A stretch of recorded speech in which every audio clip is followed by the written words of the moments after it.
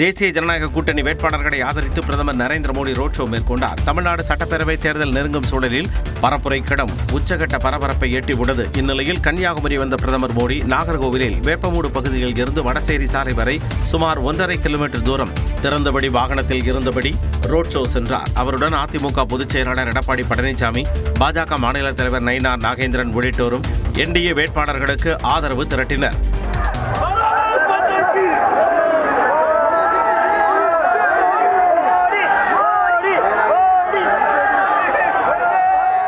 சாலையின் இருபுறமும் பிரதமர் மோடியை பார்க்க காத்திருந்த மக்கள் ரோஜா பூக்களை தூவி அவரை வரவேற்றனர்.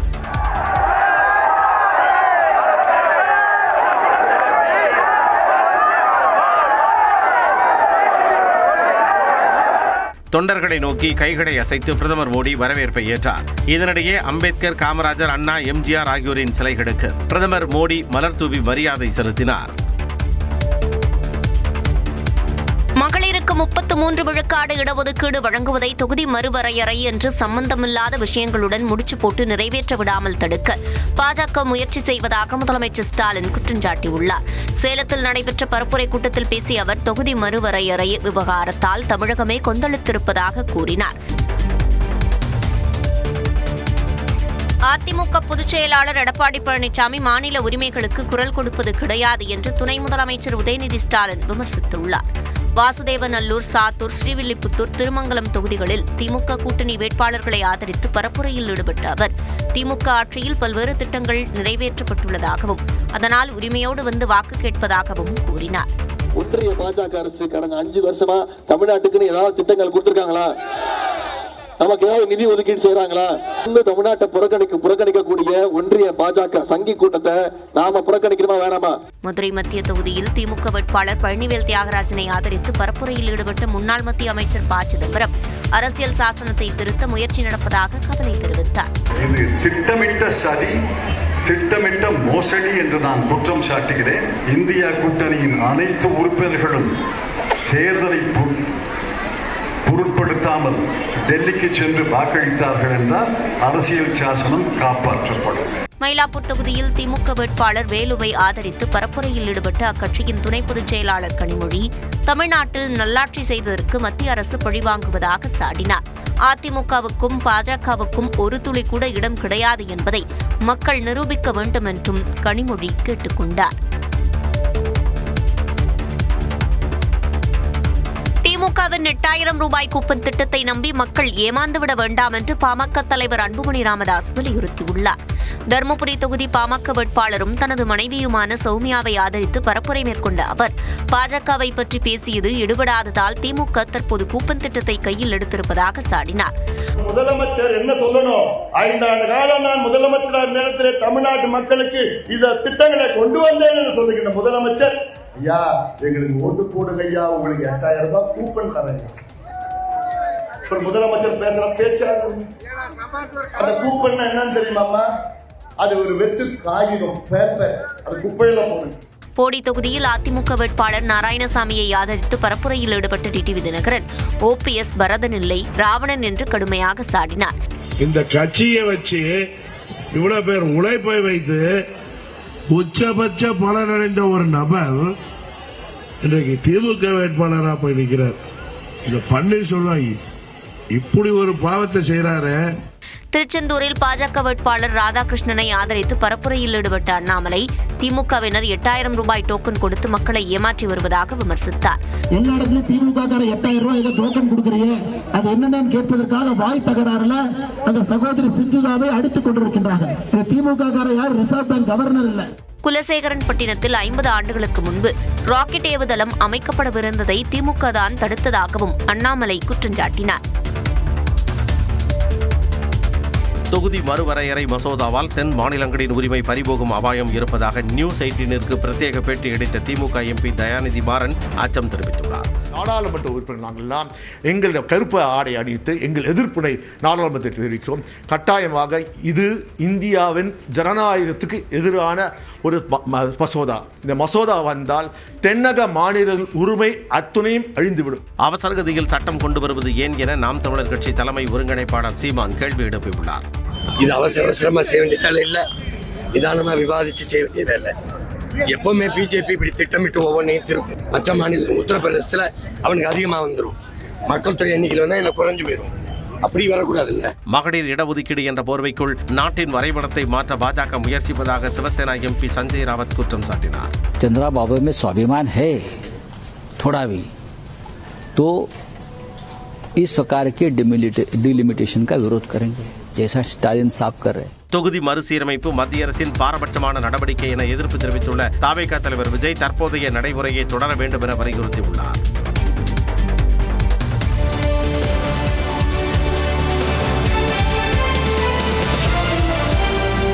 சென்னை தி நகரில் தாவேகா வேட்பாளரும் கட்சியின் பொதுச் செயலாளருமான ஆனந்தை ஆதரித்து அக்கட்சியின் தலைவர் விஜய் ரோட் ஷோ மேற்கொண்டார்.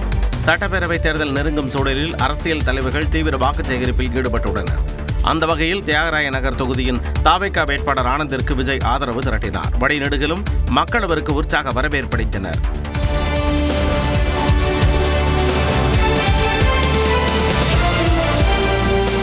ஆயிரம் விளக்கு தொகுதியின் தாவேகா வேட்பாளர் ஜேசிடி பிரபாகருக்கு ஆதரவு திரட்டிய விஜய் பரப்புரை வாகனத்தில் இருந்து இறங்கிச் சென்று மக்களிடம் வாக்கு சேகரித்தார்.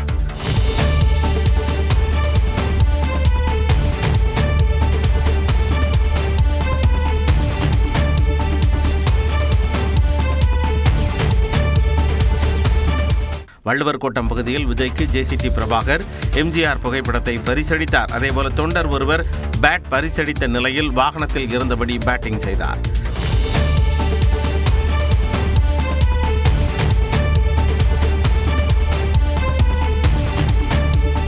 இதேபோல எழும்பூர் தொகுதியின் தாவேகா வேட்பாளர் ராஜ்மோகனுக்கும் விஜய் ஆதரவு திரட்டினார்.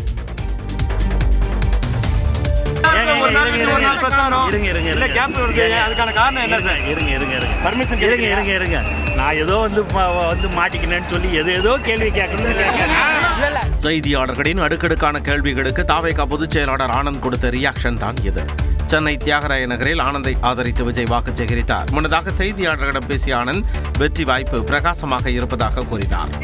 தேர்தல் களம் எப்படி சார் இருக்கு? திமுக அதிமுக கூட போட்டி போடுறீங்க, களம் எப்படி இருக்கு? நன்றாகவே இருக்கிறது. கண்டிப்பாக டி நகர்ல கண்டிப்பாக வெற்றி பெறுவோம். இதனிடையே தியாகராய நகரில் விஜயின் பரப்புரையில் பங்கேற்ற பெண்ணிடம் 6 சவர நகை காணாமல் போனது. அதேபோல இருவரிடம் 65,000 ரூபாய் பணம் திருடப்பட்ட நிலையில் மூவரும் காவல் நிலையத்தில் புகார் அளித்தனர். வேப்பேரியில் விஜயின் பரப்புரை திடீரென ரத்து செய்யப்பட்டதால் அங்கு காத்திருந்த தொண்டர்கள் ஏமாற்றமடைந்தனர். என் புள்ள வருவார் பார்த்தா வரவே இல்லை, பார்த்து சைடு போயிட்டாருப்பா. விஜய் எனக்கு ரொம்ப உசுரு. அவர் ஆர்வமா இருந்தா அவர் பார்க்கறதுக்கு என்ன பண்ணுது. விஜயின் ரோட் ஷோ காரணமாக சென்னையின் பல்வேறு பகுதிகளில் கடுமையான போக்குவரத்து நெரிசல் ஏற்பட்டது. தேர்தல் ஆணையத்தின் அனுமதி பெறாமல் 8,000 ரூபாய் கூப்பன் மாதிரிகளை வழங்கினால் நடவடிக்கை எடுக்கப்படும் என தேர்தல் ஆணையம் எச்சரித்துள்ளது. எதிர்வரும் சட்டப்பேரவைத் தேர்தலில் திமுக மீண்டும் ஆட்சி அமைத்தால் 8,000 ரூபாய் கூப்பன் வழங்கப்படும் என அக்கட்சி வாக்குறுதி அளித்துள்ளது. இதை முன்னிறுத்தி திமுகவினர் வாக்கு சேகரித்து வரும் சூழலில் சில இடங்களில் காசோலை புத்தகம் அளவில் மாதிரி கூப்பன் அச்சடித்து வாக்காளர்களுக்கு விநியோகிக்கப்பட்டது. இதற்கு எதிர்ப்பு தெரிவித்த அதிமுக உள்ளிட்ட எதிர்க்கட்சிகள் தேர்தல் ஆணையத்தில் புகார் அளித்திருந்தனர். இந்நிலையில் 8,000 ரூபாய் கூப்பன் மாதிரிகளை வழங்கினால் பறிமுதல் செய்யப்படும் என தெரிவித்துள்ள தேர்தல் ஆணையம் மீறி செயல்பட்டால் 127 மக்கள் பிரதிநிதித்துவ சட்டத்தின் கீழ் நடவடிக்கை எடுக்கப்படும் என எச்சரித்துள்ளது. இதனிடையே கூப்பன் விநியோகிக்க திமுக அனுமதி பெற்றிருப்பதாக விண்ணப்பம் ஒன்று சமூக வலைதளங்களில் பரவியது. இந்த சான்றிதழ் மின்னணு ஊடகங்களில் உள்ளடக்கங்களை ஒளிபரப்புவதற்காக மட்டுமே வழங்கப்பட்ட அனுமதி என தெளிவுபடுத்தியுள்ள தேர்தல் ஆணையம் இச்சான்றிதழ் அச்சிடப்பட்ட பிரசுர பொருட்கள் குறிப்பாக துண்டு பிரசுரங்கள் ஆகியவற்றுக்கு பொருந்தாது என கூறியுள்ளது. சிபிஎஸ்இ 10ஆம் வகுப்பு பொதுத் தேர்வில் சுமார் 94 விழுக்காடு மாணவர்கள் தேர்ச்சி பெற்றுள்ளனர். நாடு முழுவதும் சிபிஎஸ்இ 10ஆம் வகுப்பு பொதுத் தேர்வு கடந்த பிப்ரவரி 17ஆம் தேதி தொடங்கி மார்ச் 11ஆம் தேதி வரை நடைபெற்றது. இந்நிலையில் சிபிஎஸ்இ 10ஆம் வகுப்புக்கான தேர்வு முடிவு அதிகாரப்பூர்வ இணையதளத்தில் வெளியிடப்பட்டுள்ளது. இதில் நாடு முழுவதும் தேர்வெழுதிய 93.7% மாணவர்கள் தேர்ச்சி பெற்றுள்ளனர். கடந்த ஆண்டு 93.66 விழுக்காடாக இருந்த தேர்ச்சி விகிதம் இந்த ஆண்டு 93.7 விழுக்காடாக உயர்ந்துள்ளது.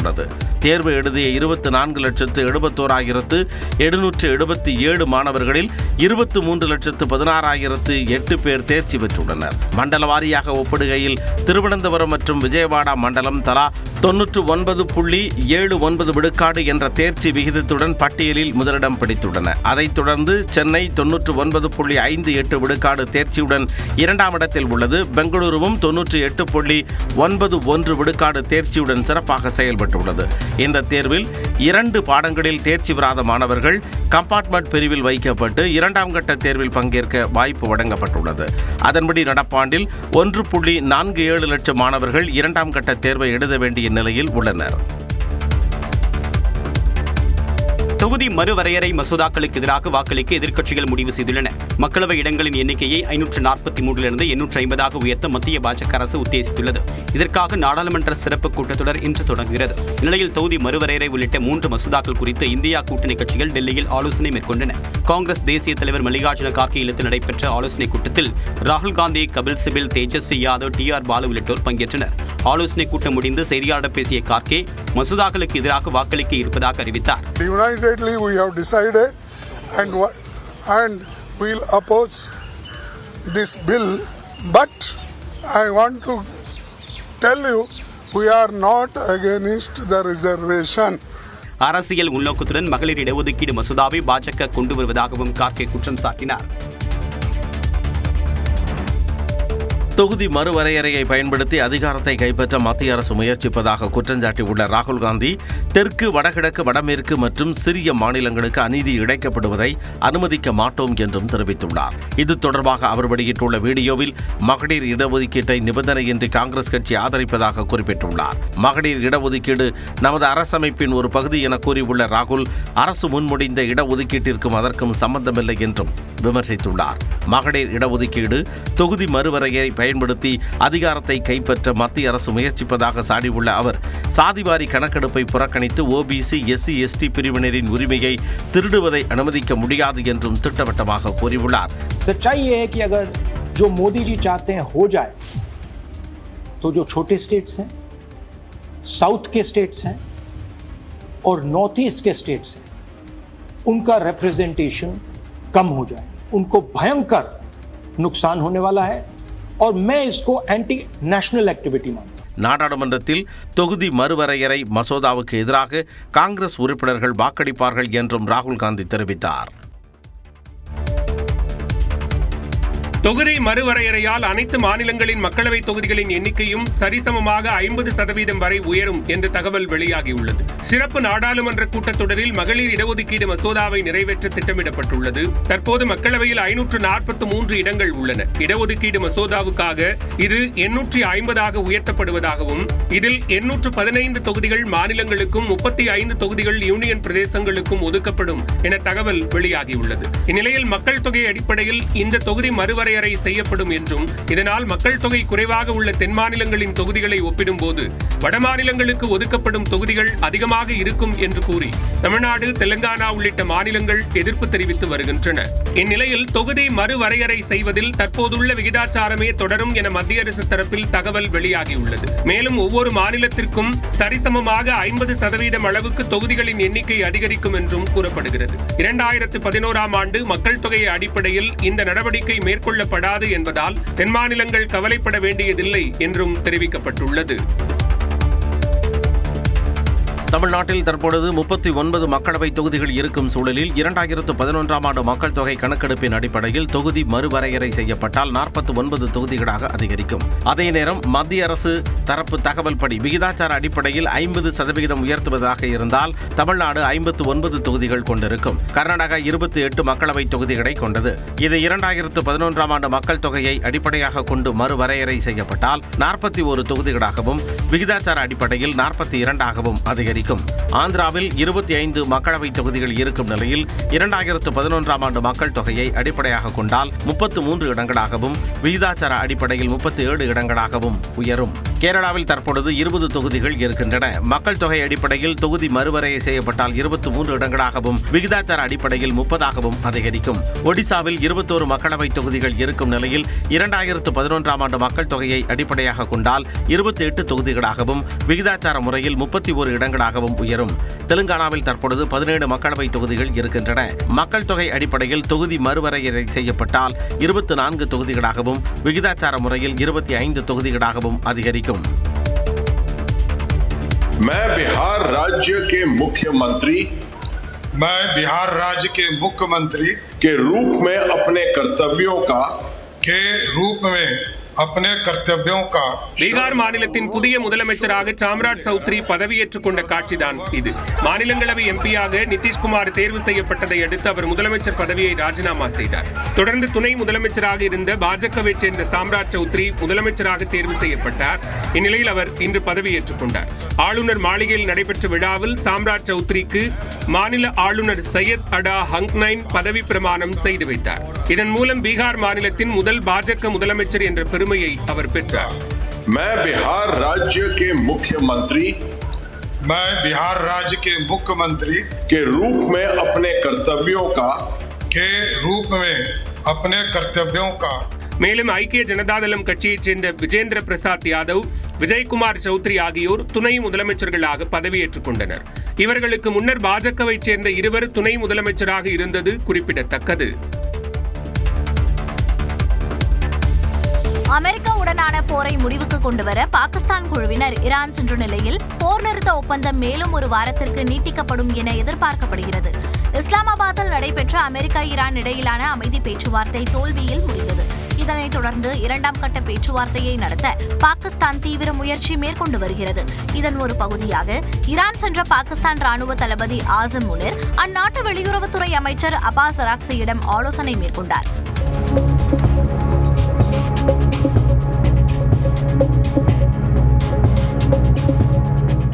அதே சமயம் பாகிஸ்தான் பிரதமர் ஷெபாஸ் ஷெரீப் 4 நாட்கள் அரசுமுறை பயணமாக வளைகுடா நாடுகளுக்கு சென்றுள்ளார். இதன் ஒரு பகுதியாக சவுதி இளவரசர் முகமது பின் சல்மானை சந்தித்து ஆலோசனை மேற்கொண்டார். இந்நிலையில் அமெரிக்கா ஈரான் இடையிலான போர் நிறுத்த ஒப்பந்தம் மேலும் ஒரு வாரத்திற்கு நீட்டிக்கப்படும் என எதிர்பார்க்கப்படுகிறது. ஐபிஎல் லீக் போட்டியில் லக்னோவை பெங்களூரு எளிதாக வீழ்த்தியது. ஐபிஎல் லீக் போட்டியில் லக்னோவை 5 விக்கெட் வித்தியாசத்தில் வீழ்த்திய பெங்களூரு அணி புள்ளிப்பட்டியலில் முதலிடத்திற்கு முன்னேறியது. பெங்களூருவில் நடைபெற்ற ஐபிஎல் தொடரின் 23வது லீக் போட்டியில் லக்னோவுடன் ஆர்சிபி அணி மோதியது. டாஸ் வென்ற பெங்களூரு அணி முதலில் பந்துவீச்சை தேர்வு செய்த நிலையில் 20 ஓவர்களில் லக்னோ அணி 146 ரன்களுக்கு ஆல் அவுட் ஆனது. அந்த அணியில் அதிகபட்சமாக மிச்சல் மார்ஷ் 40 ரன்களும் முகுல் சௌத்ரி 39 ரன்களும் எடுத்தனர். ஆர்சிபி தரப்பில் ராஷிக் சலாம் 4 விக்கெட்டுகளும் புவனேஸ்வர் 3 விக்கெட்டுகளையும் கைப்பற்றினர். 147 ரன்கள் எடுத்தால் வெற்றி என்ற இலக்குடன் களமிறங்கிய பெங்களூரு அணி தொடக்கம் முதலே அதிரடி காட்டியது. இதனால் 15வது ஓவரிலேயே இலக்கை எட்டிய பெங்களூரு அணி 5 விக்கெட் வித்தியாசத்தில் வெற்றி கனியை ருசித்தது. அதிரடியாக ஆடிய விராட் கோலி 49 ரன்களும் கேப்டன் ரஜத் பட்டிதார் 27 ரன்களும் சேர்த்தனர். இந்த வெற்றியின் மூலம் 5 ஆட்டங்களில் 4 வெற்றிகளுடன் 8 புள்ளிகளை பெற்ற ஆர்சிபி ரன் ரேட் அடிப்படையில் புள்ளிப்பட்டியலில் முதலிடத்துக்கு முன்னேறியது. நாட்டை அழிக்கக்கூடிய அந்த டிவைஸ் இனி வரைக்கும் ரிகவர் ஆகல. ஒரு நியூக்ளியர் டிவைஸ் ஹிமாலயாஸ்ல தொலைஞ்சு போயிருக்கு. நிறைய கண்ட்ரிஸ் அந்த நியூக்ளியர் டிவைஸை தேட ஆரம்பிச்சாங்க. நாளை வெளியாக உள்ள மிஸ்டர் எக்ஸ் படத்தின் மேக்கிங் மற்றும் அறிமுக வீடியோ ரசிகர்கள் மத்தியில் எதிர்பார்ப்பை ஏற்படுத்தியுள்ளது. FIR படத்தை இயக்கிய மனு ஆனந்த் ஆர்யாவை வைத்து மிஸ்டர் எக்ஸ் என்ற படத்தை இயக்குகிறார். இதில் கௌதம் கார்த்திக், சரத்குமார், மஞ்சு வாரியர் உள்ளிட்டோர் முக்கிய கதாபாத்திரங்களில் நடிக்கின்றனர். அண்மையில் இப்படத்தின் ட்ரெய்லர் வெளியாகி ரசிகர்கள் மத்தியில் நல்ல வரவேற்பை பெற்ற நிலையில் சாப்டர் 1 என்ற பெயரில் படத்தின் மேக்கிங் மற்றும் அறிமுக வீடியோவை படக்குழு வெளியிட்டுள்ளது. மேன் ப்ரொபோசஸ் காட் டிஸ்போசஸ் சொல்ற மாதிரி அவங்களால அந்த மிஷனை முடிக்க முடியல. ஒரு 7 பிளூட்டோனியம் கேப்சூல்ஸ் உள்ள அந்த நியூக்ளியர் டிவைஸ் அன்னைக்கு அங்கே தொலைஞ்சிடுச்சு. படத்தில் என்ன எதிர்பார்க்கலாம் என்பதை அதில் நடித்தவர்கள் பேசிய இந்த காணொலி ரசிகர்கள் மத்தியில் ஆர்வத்தை அதிகரித்துள்ளது. இமயமலையில் தொலைந்த அணுசக்தி சாதனத்தை பற்றிய உண்மை கதையின் அடிப்படையில் இந்த படம் உருவானதாக அதன் இயக்குனர் மனு ஆனந்த் குறிப்பிட்டுள்ளார். தொகுதி மறுசீரமைப்பில் தமிழ்நாட்டிற்கு பாதிப்பு ஏற்படாது என்று தமிழ் மாநில காங்கிரஸ் கட்சி தலைவர் ஜி கே வாசன் திட்டவட்டமாக தெரிவித்தார். சென்னையில் நியூஸ் 18 நடத்திய டவுன்ஹால் நிகழ்ச்சியில் பேசிய அவர் வாக்கு வங்கிக்காக திமுக அரசு மக்களை குழப்புவதாக குற்றம் சாட்டினார். டீலிமிட்டேஷனை பற்றி தெல்ல தெளிவாக சொன்ன பிறகு கூட பீட்டிங் அரவுண்ட் த புஷ் திரும்ப மக்களை அதிலே குழப்பித்தான் ஆவோம், அதிலே வாக்கு வங்கி பெறுவோம் என்று நினைப்பது நல்ல அரசியலுக்கு எடுத்துக்காட்டு இல்லை. தொடர்ந்து பேசிய ஜி கே வாசன் இரட்டை இலை சின்னத்தில் போட்டியிடாமல் தாமரை சின்னத்தில் போட்டியிடுவது குறித்த கேள்விக்கு பதிலளித்தார். 5 தொகுதிகள் போதே கட்சியில் உட்கார்ந்து பேசினேன். ஒன்று புது சின்னம், ஏன்னா சைக்கிள் கிடைக்கல, இல்லாட்டி நான் இருக்கிற கூட்டணியினுடைய சின்னம். இன்றைக்கு பாஜகவுடைய டைரக்ட் கூட்டணியில் நான் இருக்கேன். அதன் அடிப்படையில் அதே பிரின்சிபல் பாலிசி, அதுதான். இதில் வேற எந்த ரகசியமும் கிடையாது. பல முனை போட்டியால் தேசிய ஜனநாயக கூட்டணிக்கு பாதிப்பு இல்லை என்றும் ஜி.கே. வாசன் தெரிவித்தார். மகளிர் இடஒதுக்கீட்டிற்கு முதல் எதிரியே பாஜக தான் என காங்கிரஸ் மூத்த தலைவர் பீட்டர் அல்போன்ஸ் குற்றம் சாட்டியுள்ளார். நியூஸ் 18 டவுன்ஹால் நிகழ்ச்சியில் பேசிய பீட்டர் அல்போன்ஸ், நிரந்தரமாக நாடாளுமன்றத்தை தன் கட்டுக்குள் வைத்துக் கொள்ள பாஜக எடுத்த அஸ்திரமே தொகுதி மறுவரையறை என்றார். போன நாடாளுமன்ற தேர்தலிலே 33 விழுக்காடு மகளிருக்கு இடஒதுக்கீடு செய்வதற்கு பாஜகவை தவிர அந்த நாடாளுமன்றத்தில் இருந்த அத்தனை கட்சிகளும் ஏற்றுக்கொண்டன. காங்கிரஸ் கட்சி முன்மொழிந்தது. போன நாடாளுமன்ற தேர்தலே 33 விழுக்காட்டோடு பெண்களுக்கான இடஒதுக்கீடு கொடுக்கப்பட்டிருக்கும். ஆனால் அதை தடுத்து நிறுத்தியவர் யார் என்று சொன்னால் நம்முடைய திருவாளர் நரேந்திர மோடி அவர்கள்தான். அதேபோல 2024ஆம் ஆண்டு நாடாளுமன்ற தேர்தல் வாக்கு வங்கிக்காக கொண்டு வரப்பட்டதுதான் மகளிர் இடஒதுக்கீடு என திமுக முன்னாள் எம்பி கனிமொழி சோமு தெரிவித்தார். நம்ம எல்லாரும் இன்னைக்கு இங்க உட்கார்ந்து டீலிமிட்டேஷன் ஒன்றத்தை பத்தி பேசிட்டு இருக்கோம். யாராவது எல்பிஜியை பத்தி பேசினமா, அதை தாண்டி அமெரிக்காவோட உறவை பத்தி பேசினமா, அதை தாண்டி எப்ஸ்டின் ஃபைல்ஸ்னு ஒரு விஷயத்தை பேசவே மாட்டோம். அடுத்த 2 வருஷத்துக்கு நம்ம இந்த டீலிமிட்டேஷனை பத்தியே பேசிட்டு இருப்போம். அந்த பக்கம் மோடி அவர் பாட்டுன்னு அவரோட செயல் திட்டங்களை செய்து கொண்டே போய் கொண்டிருப்பார். இதுதான் அவருடைய அரசியல். தொகுதி மறுவரையறையில் பாஜக அரசியல் செய்வதாகவும் கனிமொழி சோமு குற்றம் சாட்டினார். நாங்க 54 வருஷ கட்சி, அரை நூற்றாண்டுக்கு மேலான கட்சி. திமுக எங்களை விட மேலான கட்சி, அவங்களுக்கு 54 வருஷத்துக்கு மேல உள்ள கட்சி. ஆக நாங்கள் யாரோட போட்டி போடணும்னா எங்களை விட அதிகமாக ஆரம்பித்து எங்களோட போட்டி போட்டுக்கிட்டு இருக்கிற திமுகவோட தான் நாங்கள் போட்டி போடணும். அதிமுகவுக்கு யார் போட்டி என முன்னாள் அமைச்சர் வளர்மதி பேசிய காட்சிகளை இவை. சென்னையில் நியூஸ் 18 தமிழ்நாடு சார்பில் டவுன்ஹால் நிகழ்ச்சி நடந்தது. இதில் பங்கேற்ற 1000 விளக்கு தொகுதி அதிமுக வேட்பாளர் வளர்மதி, அதிமுக வென்றால் முதலமைச்சரை மாற்றி விடுவார்கள் என வைக்கப்படும் குற்றச்சாட்டுகளுக்கு பதிலளித்தார். இது மே 4க்கு பிறகு எடுக்க வேண்டிய பேச்சு. இது நிலையான ஆட்சியா இல்ல வேற ஆட்சியா இல்ல உறுதியா தனிப்பட்ட மெஜாரிட்டி இருக்கிற ஆட்சியா அப்படின்றதெல்லாம் மே 4க்கு பிறகு நீங்க பேச வேண்டிய பேச்சு. தாவேகா எதிரி கட்சி அல்ல, உதிரி கட்சி மட்டுமே என பல்லாவரம் தொகுதியின் நாம் தமிழர் கட்சி வேட்பாளர் கார்த்திகேயன் கூறினார். தாவேகா எங்களுடைய எதிரி கிடையாது, அது வந்துட்டு ஒரு உதிரி, அவ்வளவுதான் நம்ம சொல்ல முடியும். ஏன்னா இந்த தேர்தலில் அவர்கள் நிற்பார்கள். இந்த தேர்தல் முடிவு வர்ற வரைக்கும் தான் அவங்க இருப்பாங்க. தேர்தல் முடிவு வந்த பிறகு உங்களுடைய அதுக்கு தெரியும். நேற்றைய கமலஹாசன், இன்றைய விஜய். இன்னைக்கு இருக்கிற விஜய் நாளைய கமலஹாசனாக மாறுவார். அதே நேரம் தாவேகா தலைவர் விஜயை பார்க்கக்கூடும் கூட்டம் வாக்காகவும் மாறும் என தாவேகா மயிலாப்பூர் தொகுதி வேட்பாளர் வெங்கட்ரமணன் கூறினார். கூட்டம் மட்டுமே ஓட்டாக மாறும், ஓட்டாக மட்டும் மாற்றமல்ல, கூட்டத்தில் பார்க்காத குழந்தைகளும் எங்களை இன்ஃப்ளூயன்சராக இருக்காங்க. காசு கொடுக்கும் கூட்டம் அல்ல இன்ஃப்ளூயன்சர்ஸ். அன்பால் பிணைக்கப்பட்ட ஒரு கட்சி தான் தமிழக வெற்றி கழகம். திட்டமிட்டே விஜய் பரப்புரையை தடுக்க முயற்சி நடந்ததாகவும் வெங்கட்ரமணன் குற்றம் சாட்டினார். சுதந்திரத்தை விட திமுகவிடம் தொகுதி பெறவே காங்கிரஸ் அதிகம் போராடியதாக அதிமுக முன்னாள் அமைச்சர் வைகை செல்வன் தெரிவித்தார். நியூஸ் 18 டவுன்ஹால் நிகழ்ச்சியில் பேசிய வைகை செல்வன், திமுக கூட்டணியில் கண்ணீருடனும் கசப்புடனும் காங்கிரஸ் உள்ளிட்ட கட்சிகள் இருப்பதாக தெரிவித்தார். சுதந்திரத்திற்காக போராடியதை விட திராவிட முன்னேற்ற கழகத்தில் தமிழ்நாடு சட்டமன்ற உறுப்பினருக்கு இடங்களை பெறுவதற்காக அதிகம் போராடியது காங்கிரஸ் என்பது ஒரு புதிய வரலாறு. அந்த வரலாறை மறக்கவே முடியாது. அந்த வரலாற்றுக்கு சொந்தக்காரர்கள் காங்கிரஸ்காரர்கள், அவர்களுக்காக நான் தலை வணங்குகிறேன். அதேபோன்று மகளிர் இடஒதுக்கீட்டை விரும்பாத திமுக அதனை மறைமுகமாக எதிர்ப்பதாக பாஜக மாநில இளைஞரணி தலைவர் எஸ்.டி. சூர்யா தெரிவித்தார். எங்க கருத்து என்னன்னா, திமுகவிற்கு மகளிர் இடஒதுக்கீடு வருவதில் பிரச்சனை இருக்கிறது. அதை நேரடியாக எதிர்க்காமல் டீலிமிட்டேஷன் மீது சேற்றி வாரி இறைக்கிறார்கள். இன்னும் இறுதியா ஒரே ஒரு கருத்து, ஸ்டாலின் அவர்களுக்கும் மற்றவர்களுக்கும் தெரியும் மோடி அவர்கள் இந்த 50% உயர்த்துதெல்லாம் கொண்டு வர போறாருன்னு. அது கிட்டத்தட்ட அனைவருக்குமே ஏற்கக்கூடிய ஒரு விஷயம். அதை முன்கூட்டியே தெரிந்துவிட்டு இது போன்ற ஒரு நாடகம் ஆடினால் நாளை மோடி அவர்கள் அதை செய்தவுடன் இவர்கள் கிரெடிட் எடுத்துக்கலான்றதுக்காக இந்த போராட்டத்தை அறிவித்திருக்கிறார்கள் என்பது. வடமாநிலங்களுக்கு செலுத்தும் அதே கவனத்தை தான் தமிழ்நாட்டுக்கும் பிரதமர் மோடி மற்றும் அமித்ஷா செலுத்துவதாகவும் எஸ்.டி. சூர்யா தெரிவித்தார். தமிழ்நாடு அரசின் திட்டங்களையும் முதலமைச்சரின் சாதனைகளையும் சொல்லி வாக்கு சேகரிக்கும் போது மக்கள் உற்சாக வரவேற்பு கொடுப்பதாக குறிஞ்சிப்பாடி தொகுதி திமுக வேட்பாளரான அமைச்சர் எம்.ஆர்.கே. பன்னீர்செல்வம் தெரிவித்துள்ளார். நியூஸ் 18 கேண்டிட் வித் கேண்டிடேட் நிகழ்ச்சியில் பேசிய அவர் இவ்வாறு கூறினார். இந்த தொகுதியில் நீங்கள் 7வது முறை போட்டிடுறீங்க. உதயசூரியன் சின்னத்தில் மக்கள் ஏன் வாக்களிக்க வேண்டும்?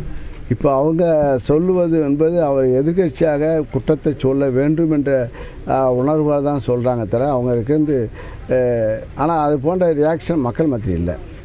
நாங்களாம் செஞ்ச இந்த ரோடை போட்டுட்டு தான் நாங்கள் போய் ஓட்டு கேட்குறோம். இந்த ஊரை வாட்டர் டேங்க் கட்டிட்டு தான் ஓட்டு கேட்குறோம். இந்த ஊரில் பஞ்சாயத்து ஆஃபீஸ் கட்டிட்டு தான் ஓட்டு கேட்குறோம். இந்த ஊரில் வந்து அடிப்படை வசதிகளை உருவாக்கிய பலனாக மக்கள் மகிழ்ச்சியாக இருக்கின்றார்கள். ஆக அரசாங்கத்துடைய திட்டங்கள் மக்களுக்கு சென்றடைகிறது.